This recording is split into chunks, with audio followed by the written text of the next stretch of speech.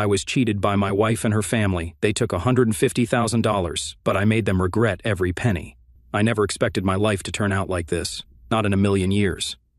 From the window of my high-rise apartment in Greenwich, Connecticut, I could see the morning mist rolling over the neatly trimmed lawns below. It was the kind of neighborhood where every house had the same carefully pruned hedges, the same cobblestone driveways, and the same quiet, rehearsed charm. But behind those pristine white picket fences, I had come to learn not everything was as perfect as it seemed. It had been 3 years since my father-in-law Henry Whitmore passed away. His death had been sudden, a heart attack in his sleep at 62. A well-respected accountant, he had provided well for his family, leaving behind a comfortable life for my mother-in-law Margaret and her 2 daughters, my wife Lena and her younger sister Sophie. But comfortable wasn't enough for them. No, Margaret had a taste for luxury that far exceeded what Henry had left behind. I married Lena 5 years ago, believing I had found my perfect partner. She was smart, beautiful, and came from a family that seemed warm and close-knit. I admired their bond, their Sunday brunches, their Christmas traditions. I had lost my own parents young, so marrying into a family that prided itself on sticking together felt like a gift, a second chance at belonging. But somewhere along the way I realized that what looked like love and loyalty was really entitlement and manipulation. I was the perfect target. I worked as a senior financial analyst at Whitman & Carter, one of the most prestigious investment firms in New York. My salary was substantial, but not infinite. I managed portfolios worth millions, making calculated decisions that impacted the wealth of powerful clients. Yet somehow, the biggest financial risk I had ever taken was marrying into this family. At first, I didn't notice the small ways I was being pulled into their financial web. Margaret had a modest public image, always talking about the importance of living within one's means, about humility and charity. But behind closed doors, she had a closet full of designer handbags and a kitchen stocked with imported wine. She donated heavily to the church, but it wasn't out of generosity, it was for status. She needed people to see her as a devoted widow, still upholding her late husband's legacy. And then there was Sophie. Sophie, at 26, had grand dreams of becoming a fashion designer. She had talent, I'll give her that, but zero financial discipline. She landed a job at a high-end boutique in Manhattan, which should have been enough to support her lifestyle. But working around luxury only made her crave more. Every paycheck disappeared into handbags, shoes, and overpriced dinners. And when the credit card bills came, guess who she ran to? "I'll pay you back, Mark," she would say, standing at my door with a sheepish smile. "Next month, for sure." Next month never came. Lena, of course, saw nothing wrong with it. "She's young, she's figuring things out," she would say dismissively. "Besides, what's family for?" Family. That word was wielded against me like a contract I never signed. What was I supposed to do? Let her ruin her credit? Let Margaret default on her mortgage? Let Lena feel like I wasn't supporting her family? Every time I caved, it felt less like generosity and more like a silent tax for being their son-in-law. And so, I paid for things quietly. I covered Sophie's late payments. I helped Margaret keep up appearances at church. I let it happen because I wanted to believe that they would do the same for me if the roles were reversed. That's what family does, right? But it was never enough. The more I gave, the more they expected. And I told myself just one more time, and then I'll draw the line. But the line never came. Then Sophie got engaged. I should have seen it coming. Margaret and Lena treated it like a royal announcement, gushing about how Ryan Carter, Sophie's fiancé, was an incredible catch. A young, ambitious chef starting his own restaurant full of promise. Sophie beamed like a princess, talking about her fairy tale wedding, the dress, the venue, the flowers, the catering. And then, like clockwork, they turned to me. Lena's voice was soft, persuasive. "She only gets married once, Mark." Margaret played the guilt card. "Your father-in-law would have done this for her, Sophie." She didn't even pretend. "I know it's a lot, but I just want it to be perfect." I should have said no. I should have stood my ground. Instead, I did what I had always done. I opened my wallet and shut my mouth. $50,000. That's what it cost to keep the peace. To keep Lena from looking at me like I had failed her. To keep Margaret from treating me like an outsider in my own marriage. To keep Sophie from pouting and throwing a tantrum like a child who didn't get her way. I wired the money without hesitation, without reading the fine print on my own sanity. I told myself it was a one-time thing, that after this I was done. I had no idea how wrong I was. I should have known it was coming the moment Sophie announced her engagement. I saw it in Margaret's eyes, that calculated glint, the kind that appears right before she makes a request disguised as a compliment. "Oh, Mark," she sighed, folding her manicured hands in front of her. You've always been so good to this family." Lena sat beside her mother on the couch, smiling sweetly, as if she wasn't about to drop a financial bombshell on my lap. Sophie, meanwhile, twirled the 2-carat engagement ring on her finger, barely paying attention to the conversation. It was a gorgeous diamond, one that Ryan, her fiancé, definitely couldn't afford on a chef's salary. But I knew better than to ask how she got it. Margaret's voice softened, shifting into her well-practiced tone of motherly persuasion. "You know how much Sophie looks up to you, don't you?" That was the setup. The guilt trip always came next. "She's been dreaming of her wedding since she was a little girl," Lena chimed in, reaching for my hand. "It would mean so much to her if everything was perfect." Perfect. That was the key word. This wasn't about Sophie getting married. This was about a performance, a spectacle meant to impress their friends, their church, their social circles. Still, I played along. "I'm sure Ryan's family will help out," I said, keeping my voice neutral. "His parents must be thrilled." Sophie rolled her eyes, finally tuning in. "They're not exactly wealthy, Mark," she scoffed, as if the idea itself was offensive. "And I can't just have some basic wedding because of that." Basic. I should have walked out right then. Instead, I let them continue. Margaret pulled out a folder, yes, a folder, filled with cost breakdowns, vendor contacts, and venue estimates. It was color-coded. They had planned this down to the last detail before even asking me. Lena placed it on my lap like it was a gift instead of a financial trap. "It's not that bad," she said quickly, watching my face. I flipped through the pages, feeling my stomach tighten. The venue, the Bellwood Grand Hotel, the most expensive place in town. The dress, Vera Wang, custom-fitted, a price tag in the 5 figures. The catering, the town's most renowned chef, not Ryan, of course. The decorations, floral arrangements that cost more than a used car. I closed the folder. "Sophie," I said slowly, "this is extravagant," she pouted. "But it's my wedding." I turned to Lena. "You really think this is reasonable?" She squeezed my hand. "It's a once-in-a-lifetime event." "And what about Ryan?" I pressed. "Is he contributing?" Margaret sighed dramatically as if I was being ridiculous. "Mark, you know how hard it is to start a restaurant. He's investing in their future." "Right, because I wasn't already investing enough in theirs. And I suppose you're helping out too?" I asked her. Margaret gave me the most insincere smile I had ever seen. "You know I would if I could, dear," she said smoothly. "But with your father-in-law gone, things have been tight." Things have been tight. This from a woman who had a walk-in closet full of designer shoes and spent thousands on church donations just to maintain her status. I set the folder down. "I can't pay for all of this." For the first time, Sophie's sweet facade cracked. "But you make 6 figures, she snapped. "This is nothing to you." My jaw clenched. That was the moment, the exact moment, when I realized that they didn't see my sacrifices as generosity. They saw them as obligations, as if my success automatically meant that my money belonged to them. I took a deep breath. "I have other responsibilities. I have my own future to plan for." Margaret tilted her head as if she was concerned. "Your father-in-law always put family first." There it was, the dagger in the heart. They always used Henry's name to manipulate me, to remind me that I was supposed to fill his shoes, to carry their burdens, to never say no. Lena rubbed my arm soothingly. "No one's asking you to do everything," she said gently. "Just whatever you can." I should have fought harder. I should have told them no and walked out. But instead, I hesitated. That was all they needed. Margaret reached over and squeezed my hand as if the matter was already settled. "We knew you'd come through, Mark," she said warmly. The conversation shifted suddenly. They were back to discussing wedding details, ignoring the fact that I had never actually agreed to anything. I left that night feeling drained but also trapped. Because deep down, I knew what was coming next. The breaking point. The first official request came a week later. Sophie showed up at my apartment with teary eyes, claiming a deposit deadline was approaching for the venue. "It's only $15,000, she said as if it was nothing. "I'll pay you back after the wedding." I knew she was lying. The next request came from Margaret, about the dress fittings, then Lena about catering deposits. Every time it was urgent. Every time it was the last time. I started dipping into my savings, then into the stocks my father left me. $5,000 turned into $10,000. $10,000 became $30,000. Then, before I knew it, $150,000 was gone. Gone. And not a single thank you, not a moment of gratitude.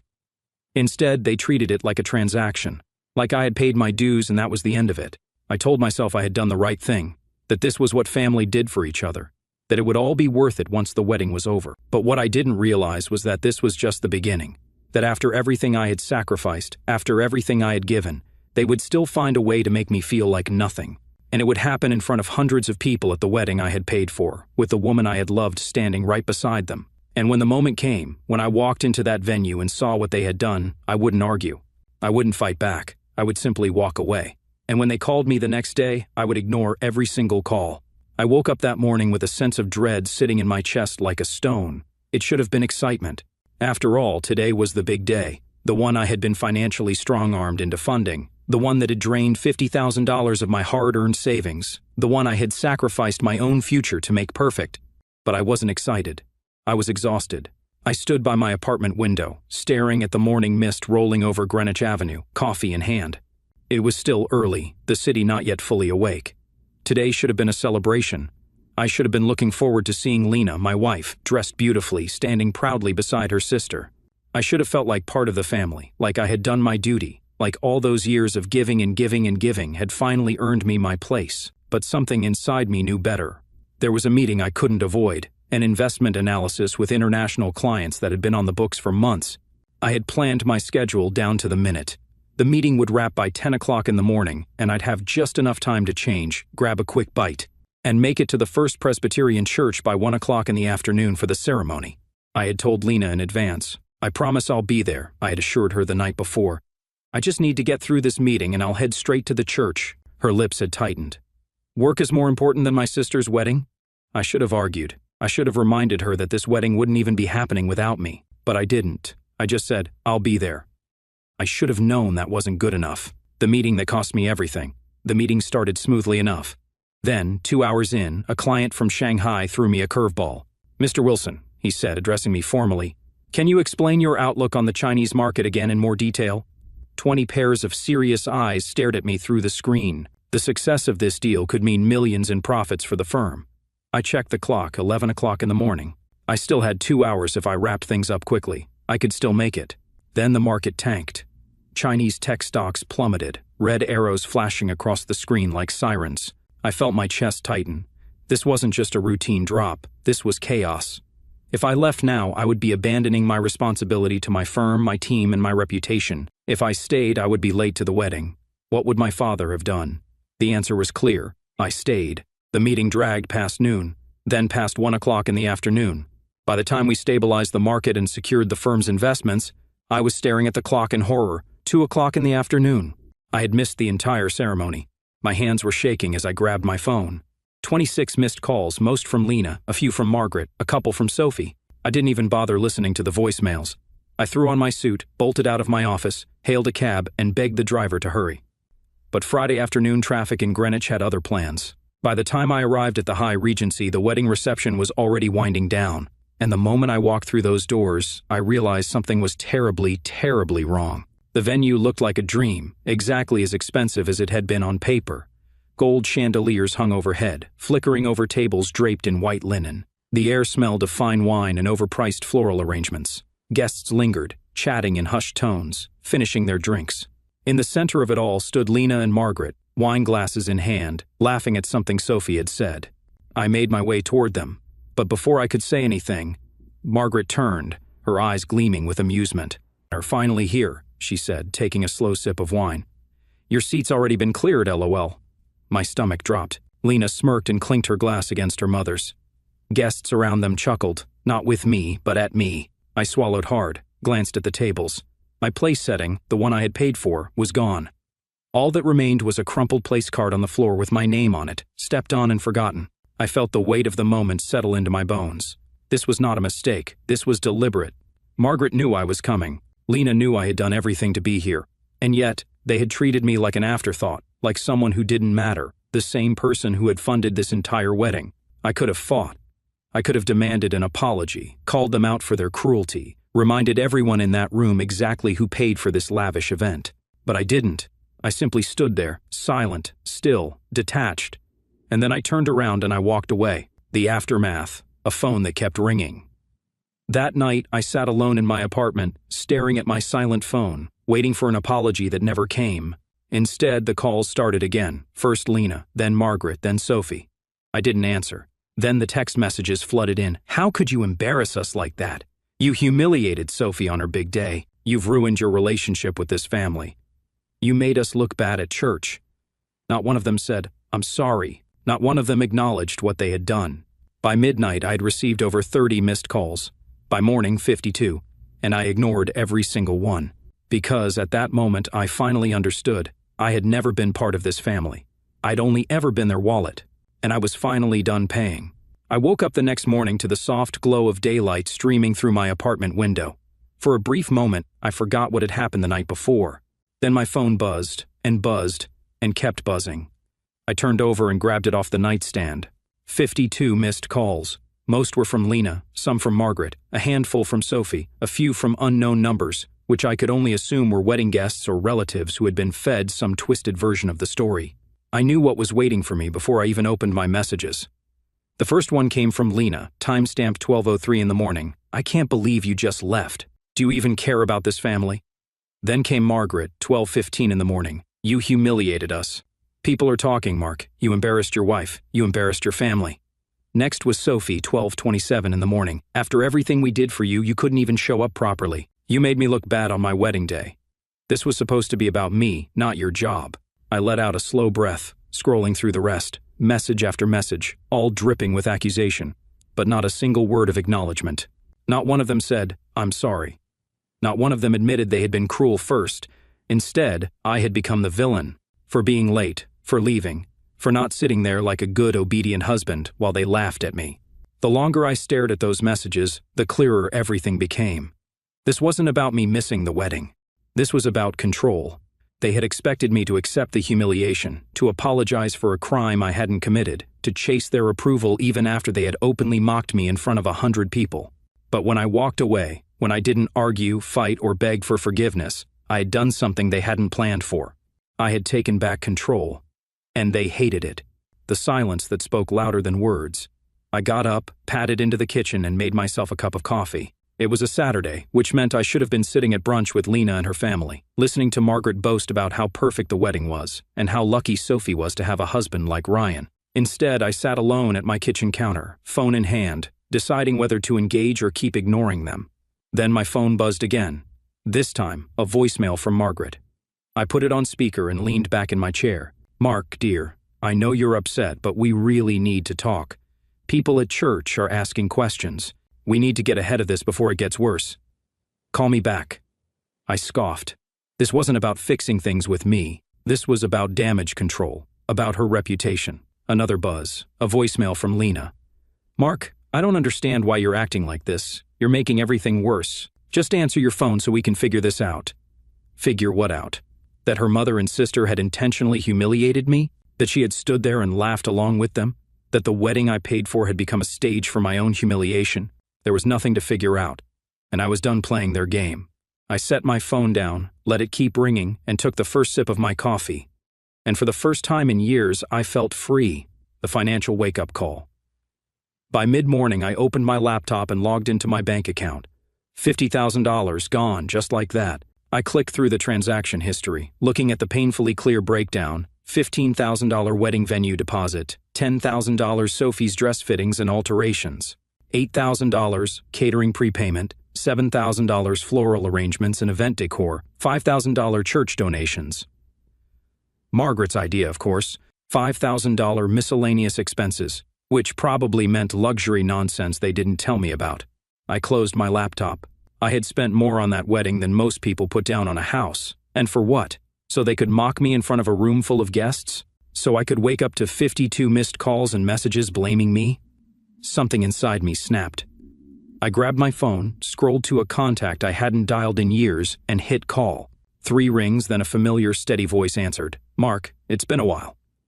James Holloway, my father's old attorney, the man who had handled his estate after he passed. The man who had warned me years ago to be careful about mixing family and finances, and the man who was about to help me get my money back. The first step toward freedom. I explained the situation, every detail, the wedding, the money, the way they had treated me, and most importantly, the financial burden they had expected me to shoulder forever. James listened without interruption, then let out a long breath.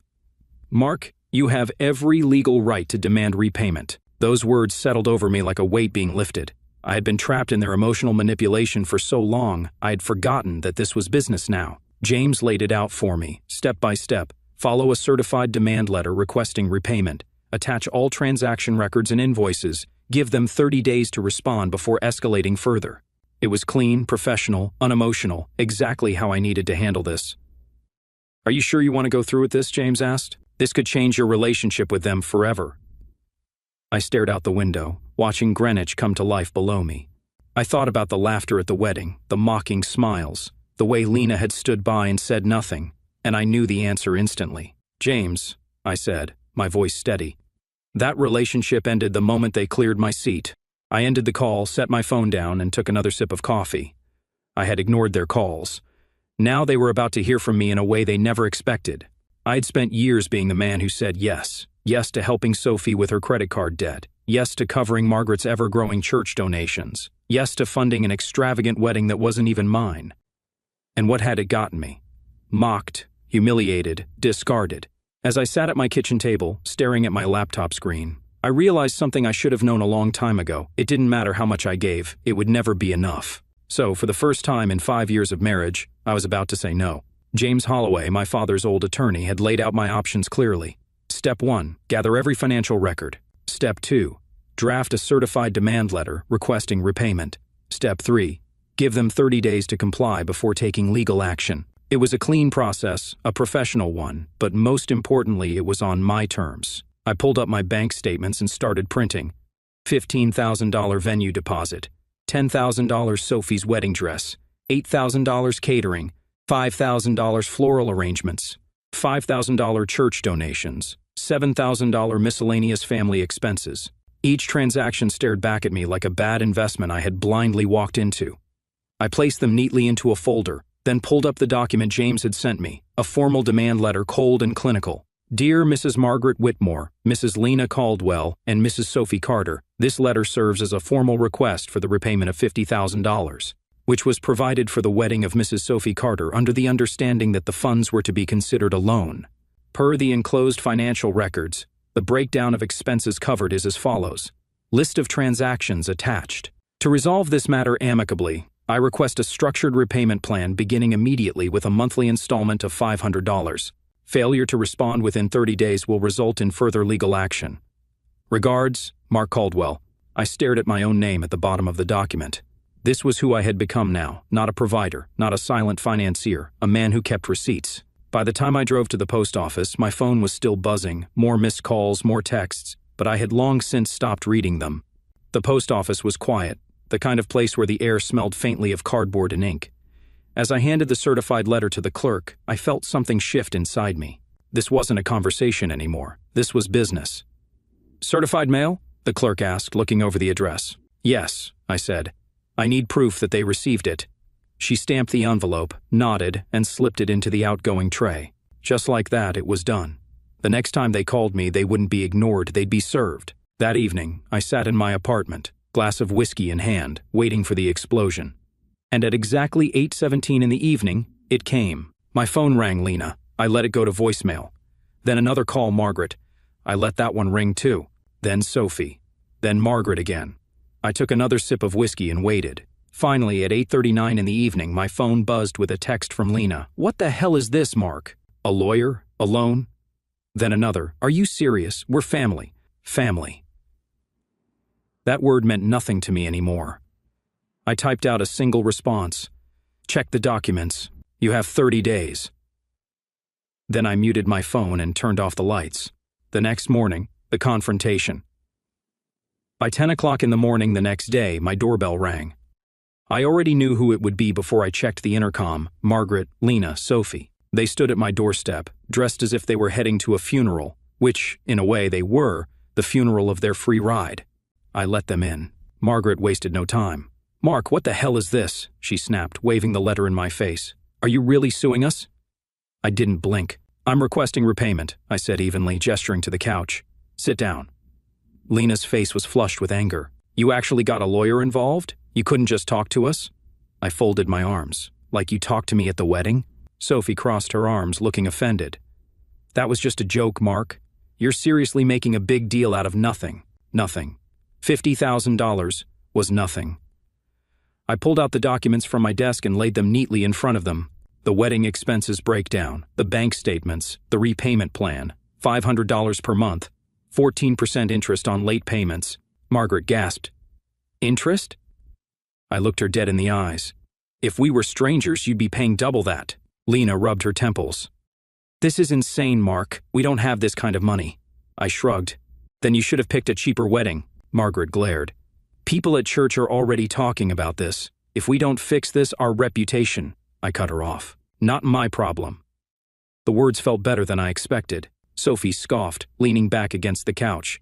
You're actually going through with this, aren't you? I nodded. The only question is whether you make the payments willingly or I take this further.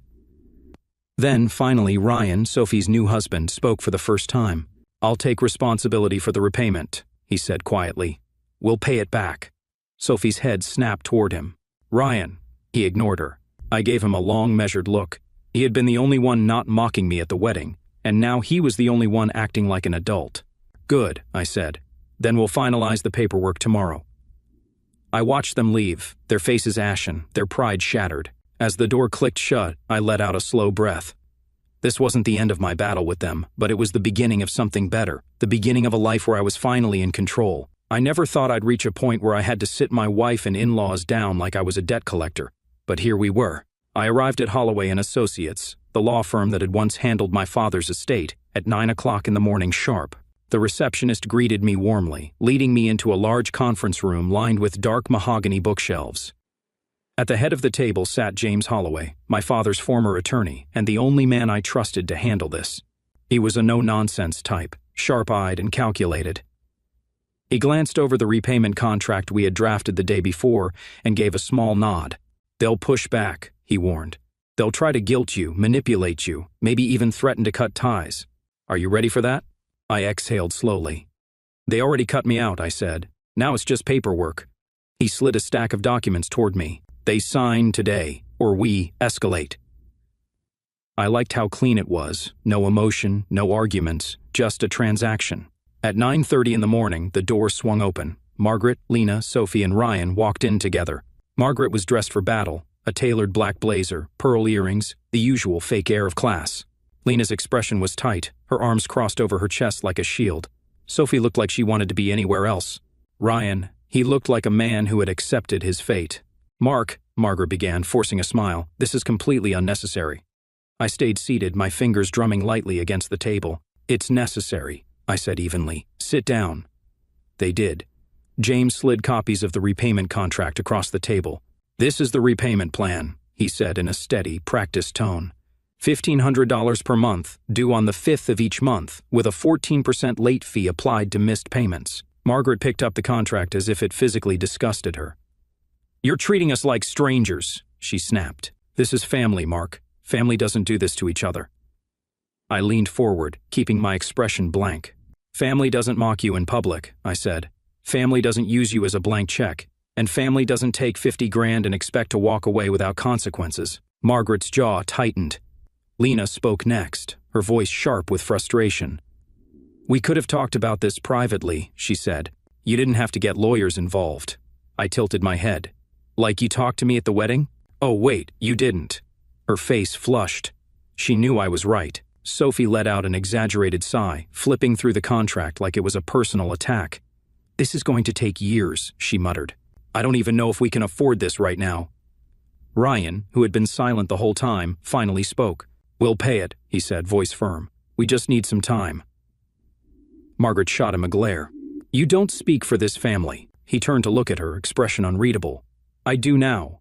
Sophie stiffened. Ryan, no, he said, shaking his head. This is his money, and he has every right to ask for it back. I almost felt bad for the guy. Almost. Margaret turned back to me, switching tactics. Her face softened, her tone lowered into false warmth. I know this is about more than money, she said. You're hurt, and I get it. We should have been more understanding at the wedding. But let's not destroy our family over this. Destroy our family? I nearly laughed. What family? I asked, watching as her mask slipped for a fraction of a second. You cut me out the moment I wasn't useful anymore, I continued. The moment I stopped giving. Lena shifted beside her mother, looking like she wanted to say something, maybe defend herself, maybe plead. But I didn't care anymore. I wasn't looking for an apology, I was looking for a signature. I reached into my briefcase, pulling out one last document. If you don't sign today, we proceed legally, I said simply. Margaret's lips thinned, her carefully maintained composure cracking. You'd really take this to court? She hissed. I stared at her without blinking. Try me. The signature that changed everything. The silence in the room was thick, tense. Then Ryan reached for a pen and signed his name first. Sophie gasped, as if he had just betrayed her in front of a firing squad. Ryan, what the hell? She hissed. He ignored her, pushing the paper toward me. My name is on that wedding too, he said. It's only fair. For the first time, I actually respected the guy. Margaret's hands were shaking as she signed next. She did it wordlessly, barely looking at me. Then came Lena. She hesitated, staring at the page, her fingers trembling slightly. Mark, she whispered, do we have to do this? I met her gaze, voice calm, steady, final. We're already doing it. She exhaled shakily, then picked up the pen. I watched as she signed her name, the ink sealing the reality of what she had done. She had chosen them over me, and now she was choosing to pay for it. Sophie was the last holdout. She glared at me as if this was all my fault, as if I was the one being unreasonable. But there was nothing left to argue. I slid the pen toward her. Sign, I said. Her eyes flicked to Margaret, then to Lena, then to Ryan, who was already standing up, done with this entire scene. With a dramatic sigh, she grabbed the pen and scrawled her signature onto the contract. It was done. The weight of it settled over the room like a final nail in a coffin. I gathered the papers neatly and placed them in my briefcase. Then, without another word, I stood up. James did the same. You'll receive your first payment next month, he told them matter-of-factly. Late fees apply after 48 hours. Margaret looked ready to explode. Lena looked ready to cry. Sophie looked like she wanted to throw the pen at my head. And I felt nothing at all. Without so much as a backward glance, I walked out of the conference room, stepping into the bright morning sun. And for the first time in years, I breathed easily. Because for the first time in years, they weren't my problem anymore. The moment I walked out of Holloway and Associates, I knew there was no going back. I had spent years bending over backwards to keep my wife and her family happy. I had drained my own savings, sacrificed my own time, and ignored the red flags waving in my face. But now the rules had reversed. I no longer had to chase their approval. I no longer had to pretend to be part of their family. Now they had to answer to me. And I could tell from the moment they signed their names on that contract that they absolutely hated it. A month passed before I heard from any of them. Not through calls or texts, I had muted them weeks ago. Not through awkward family dinners, those were officially a thing of the past. No. The first sign of life came in the form of a bank notification on the morning of the 5th. Incoming transfer, $500. Sender, Ryan Carter. I stared at the notification for a long time, sipping my coffee, feeling a strange sense of satisfaction settle over me. Sophie's new husband was the only one who had followed through, not Margaret, who had thrown a fit over the repayment plan, not Lena, who had accused me of treating them like strangers, not even Sophie herself, who had fought me every step of the way. Just Ryan, the only person in that family who had shown even a shred of decency. That same night, as I finished up a late work report, my phone buzzed on the desk beside me. For the first time in weeks, I checked the caller ID, Lena. I let it ring. I wasn't interested in hearing more excuses or emotional manipulation. Then, just as I was about to put my phone away, a text popped up. Can we talk? Please. I sighed. Part of me wanted to delete it on sight, but another part, the part that had once loved her, was curious. So, against my better judgment, I picked up the phone and called her back. She answered immediately. Mark, she said, her voice tired, strained. Thanks for calling.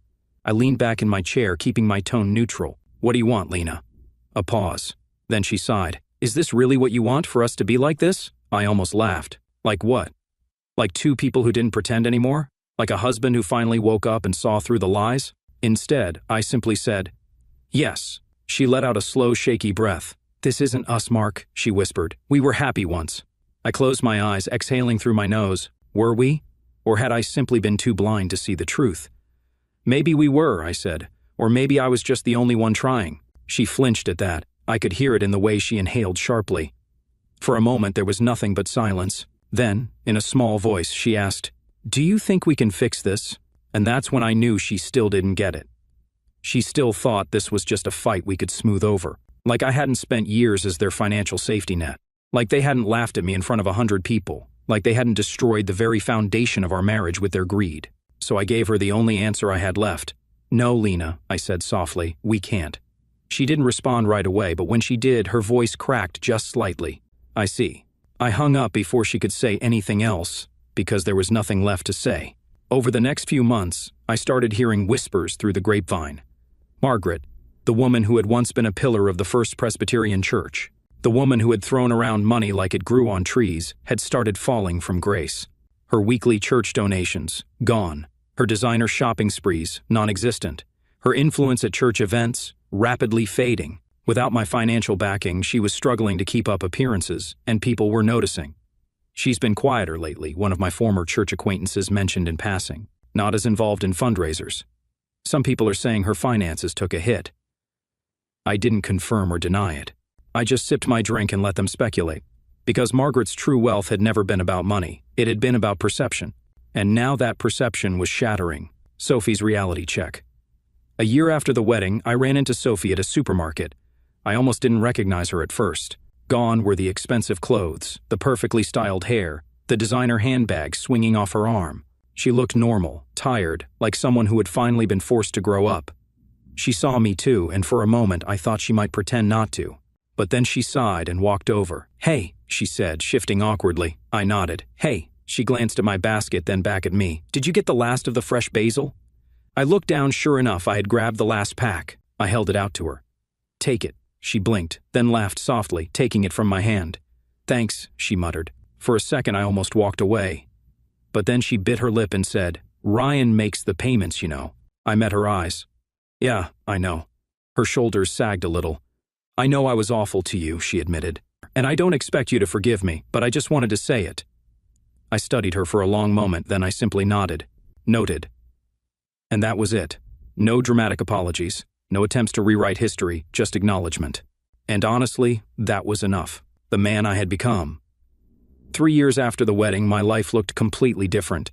I had become the youngest partner at Whitman and Carter, my firm recognizing the work ethic I had poured into every deal. I had joined a mentorship program, helping young professionals navigate their own financial independence. And best of all, I had no more financial dead weight. No Lena, no Margaret, no Sophie.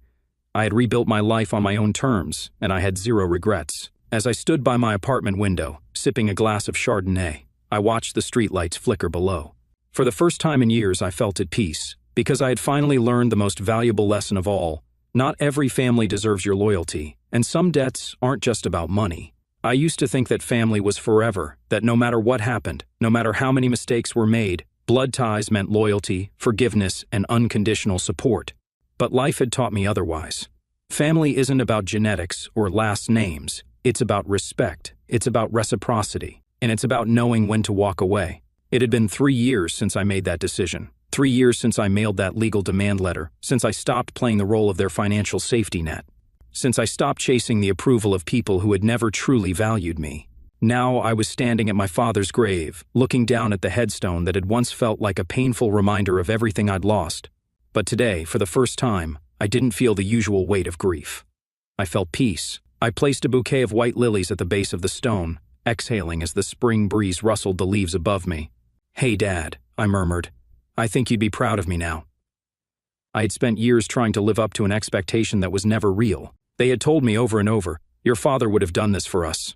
But my father wasn't a fool. He wasn't a man who let others walk all over him. And I finally understood that I wasn't betraying his legacy, I was honoring it by choosing self-respect over blind obligation, a career, a purpose, a future. The old version of me, the man who had drained his savings to fund a wedding he wasn't even respected at, was long gone now. Now I had a career that I had built on my own terms, after the firm had seen how I handled the high-risk international market crash. I had been promoted to senior partner at Whitman and Carter, the youngest partner in the firm's history. I had made the 40 under 40 list in a prominent financial magazine.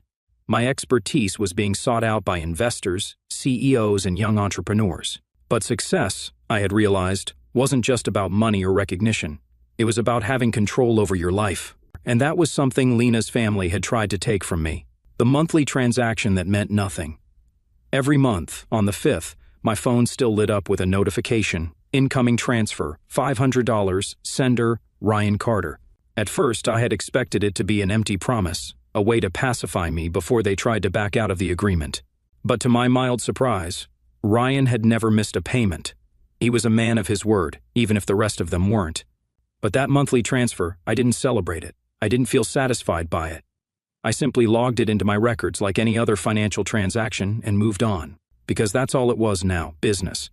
They had treated me like a walking ATM for years. Now they were repaying a debt. It wasn't personal. It wasn't emotional. It was just balance being restored. I heard through the grapevine that Margaret had finally lost her place in the First Presbyterian Church's elite social circle. Without my financial support, her donations dwindled. Without the constant stream of luxury expenses, her status faded. She was no longer the powerful widow maintaining her late husband's legacy. She was just another aging woman struggling to keep up with an image she could no longer afford. I imagined it must have eaten her alive, watching as the people who once flocked to her brunches and admired her extravagant lifestyle now treated her as just another former socialite, past her prime. But I didn't care anymore. She had built her entire identity on appearances, and when those appearances shattered, she had nothing left. That was her burden to bear. Sophie, the reality check she never wanted. Sophie's lavish lifestyle had crumbled just as quickly. Ryan's restaurant had shut down within a year. He had taken a job at a small pizzeria in New Haven, trying to make ends meet. And Sophie, she had gone from wearing designer brands to shopping clearance racks. She had spent her entire life living beyond her means, believing that as long as she could charm, manipulate, or guilt someone into paying, the money would always be there. But now she was learning what it felt like to budget for the first time. And she hated it. I ran into her once at a grocery store, months after everything had settled. She had looked at me with awkward discomfort, shifting uncomfortably as if debating whether to acknowledge me or not. In the end, she muttered a brief, quiet apology, though it had taken years for her to get there. But by then, I didn't need it anymore, because I had moved on. The final closure with Lena. Lena had been the hardest to forget. Even after everything, the wedding humiliation, the betrayal, the financial manipulation, there had been a time when I had loved her, and for a while that love had made it difficult to let go completely. But the last conversation we ever had was short, simple, and final. One night, months after we had gone our separate ways, she sent me one last message. I just wanted to say that I hope you're happy. I hope you don't hate me. I stared at the words on the screen for a long time, and then I typed back my final response. I don't hate you. I just finally learned to value myself. Then I deleted her number, and just like that, she became nothing more than a chapter, one I had closed for good, a future that was finally mine. I had rebuilt my life from the ground up. I had reclaimed my financial independence. I had learned the power of saying no. And now I had a career I loved, new friendships I trusted, and a future I controlled. As I stood in my apartment, sipping a glass of Chardonnay, looking out at the twinkling city lights, I smiled to myself. Because for the first time in years I was truly free. No debts, financial or emotional, no regrets, and no more people who only saw me as a wallet rather than a man. Life didn't always go the way I planned. But I'd finally learned the most valuable lesson of all. You don't owe anyone your loyalty just because they share your last name. And some investments are better left unmade.